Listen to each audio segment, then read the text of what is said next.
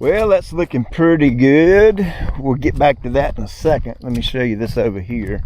Here's our test plots, and I think that's ready to come up. Let me go ahead and pull this up. Yeah, oh yeah, that's the fescue right there. You can see how it's coming in pretty good. I'll do a dedicated update video on this pretty soon. Oh, the bluegrass.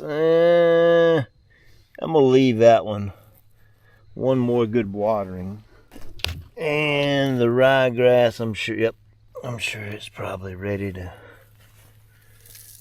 come up here. Boy, look at that right there. And look at that one right there. Whoo, holy cow, they're looking good. But you can see here's my little test plot. You can see I've got a few areas that have either washed or whatever, didn't come in. And this spot right here, this is the rye, and that's the other fescue. And I'll go on and tell you, this was 100% my fault, because when I got my grass seed late for these two areas right here, and I rushed the seeding process. I put the seed down when the ground was too wet, and my spreader caused a lot of issues because wet ground sticks to things, right? Look at there, that's where the tire went, and as the tire went around, it just pulled the mud and seed up and everything. So I've got several spots like that in here, so I'm going to touch that up. Fescue ain't quite as bad, but it's not good either. You can see it's a little bit thin in areas, and then you can see right there is where my tires from the spreader went and just picked the mud up, so that's no good. And this is the original seeding. When I done this one, it was dry. You can see it's just a little bit thin, so I'm gonna put some more seed out on this, aerate it, get back to watering. You can see here's the bluegrass that's coming in, but boy, she's slow. And something else I'm going to do is I'm going to smack down with a fertilizer. I've got one of my custom blends that we use in our local company. I'm really going to push this really hard and try and get it jumping. I know it's crazy, Pete. You're running an aerator over branch. I haven't even mowed it yet, and I'm going to run an aerator over it. Well, I'm going to mow it one time today, and then I'm going to run an aerator over it once I put my seed down. I'm doing the aerator to jiggle it down in the ground. Of course, this is on a larger scale, so it'd be crazy for me to use a weasel over all the little spots that need fixing. So I'm just doing it on a larger scale. Homeowners, take your weasel. If you've got a little spot, sprinkle you some seed in it, weasel it in the ground, keep it wet.